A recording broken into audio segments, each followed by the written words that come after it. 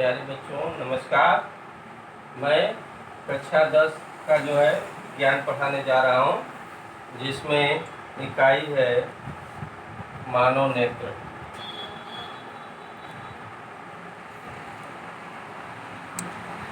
मानव नेत्र के बारे में हम विस्तृत जो है वर्णन करेंगे, ताकि जो है आप लोगों को परीक्षा में अगर मानव नेत्र पूछा जाता है तो उसको आसानी से जो है उसकी व्याख्या कर सकें और उसका चित्र भी बना सकें। तो हम जो है अब आते हैं मानव नेत्र का जो है चित्र बनाने के लिए।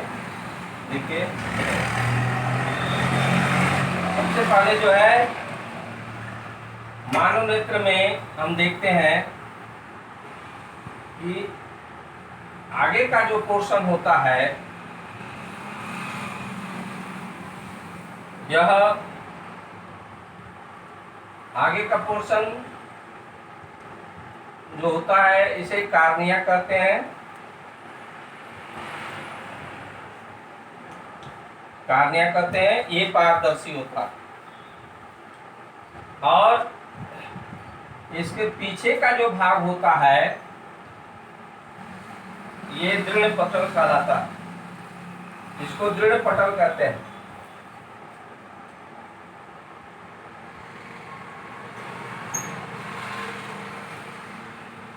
ये जो है मजबूत भाग होता है और पारदर्शी होता है, जबकि दृढ़ पटल का आगे वाला जो भाग होता है कार्निया वह पारदर्शी होता है। इसका दूसरा जो भाग होता है रक्तक पटल,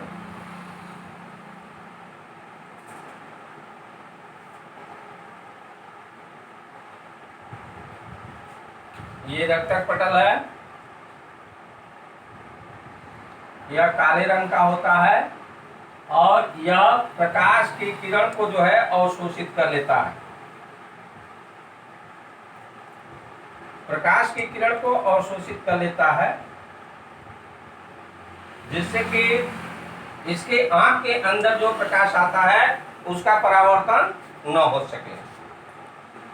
यहीं से हम देखते हैं कि जो रक्तक पटल है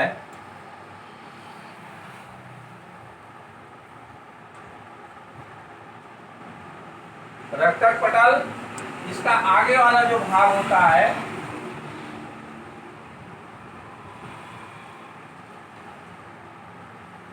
इसे आइरिस कहते हैं।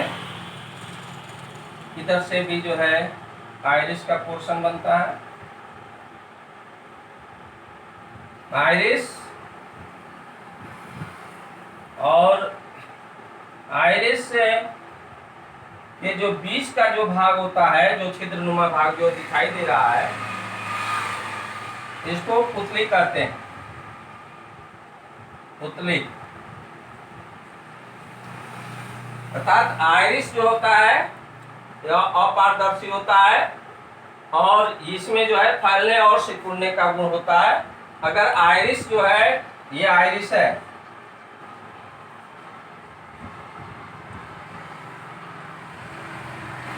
यदि आइरिस जो है सिकुड़ती है तो जो पुतली का व्यास होता है वो बढ़ जाता है, और यदि आइरिस जो है फैलती है तो पुतली का जो व्यास होता है वह कम हो जाता है। अर्थात यह प्रकाश की किरण को जो है, प्रकाश की किरण को आने जाने के जो है उसकी मात्रा पर यह कंट्रोल करती है, नियंत्रित करती है। इसका जो देखते हैं हम, आइरिस के पीछे वाला जो भाग है यहाँ पर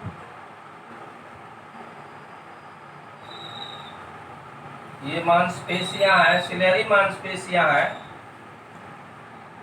सिलेरी मांसपेशियां, इस स्थान से भी जो है सिलेरी मांसपेशियां होती हैं।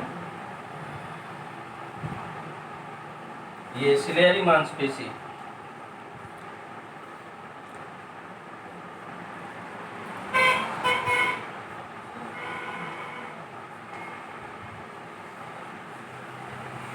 सिलेरी मांसपेशियां ये होती हैं। सिलेरी मांसपेशियां ये काम करती है, इसमें भी फैलने और सिकुड़ने का गुण पाया जाता है। और ये सिलहरी मांसपेशियां जो होती हैं, ये नेत्र लेंस, ये नेत्र लेंस है, विशेष प्रकार की जो है पारदर्शी तंतुओं का एक जो है समूह होता है, जो उत्तल लेंस की तरह हो जाता है। और यह उत्तल लेंस का जो है दो भाग होता है, दो तल होता है। बाहरी जो तल होता है ये बाहरी तल है, ये अंदरूनी तल। अंदरूनी जो तल होता है उसकी जो फोकस दूरी होती है वो कम होती है, और बाहरी जो तल होता है उसकी फोकस दूरी अधिक होती है। ये सिलहरी मांसपेशियां जो होती हैं, यदि इनमें तनाव कम होता है, तनाव कम अगर होता है तो नेत्र लेंस पतला हो जाता है। इस स्थिति में इसकी फोकस दूरी जो है बढ़ जाती है। और तनाव अधिक होता है तो ये नेत्र लेंस मोटा हो जाता है, अर्थात उसकी फोकस दूरी जो है कम हो जाती है। तो ये सिलहरी जो मांसपेशी होती है, ये नेत्र लेंस जो है इसकी फोकस दूरी को बढ़ाने घटाने के लिए भी जो है उपयुक्त होता है। यही इसका जो है मेन काम होता है। ये नेत्र लेंस है।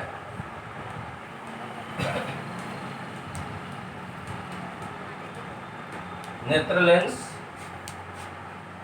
और इसके तीसरी जो परत होती है जो रक्तक पटल के नीचे होती है,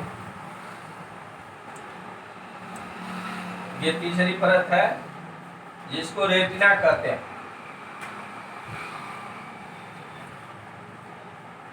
रेटिना कहते हैं। रेटिना का जो मध्य बिंदु होता है, रेटिना का जो मध्य बिंदु होता है ये पीत बिंदु कहलाता है।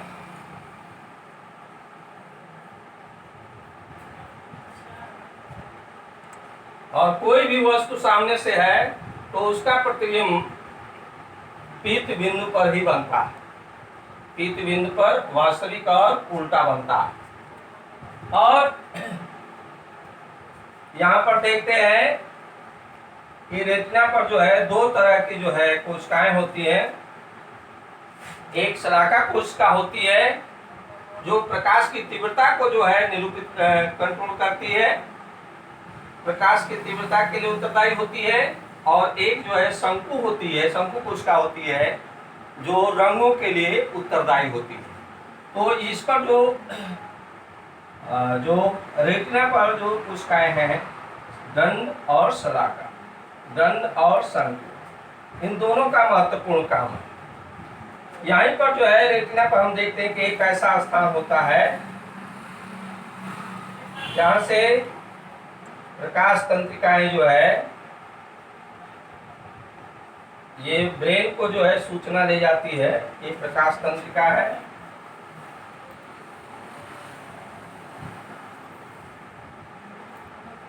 जो मस्तिष्क को सूचना ले जाती है कि किस प्रकार की जो है वस्तु है, इसको मस्तिष्क इसका जो है निर्माण करता है। और ये जो बिंदु होता है ये अंध बिंदु कहलाता है।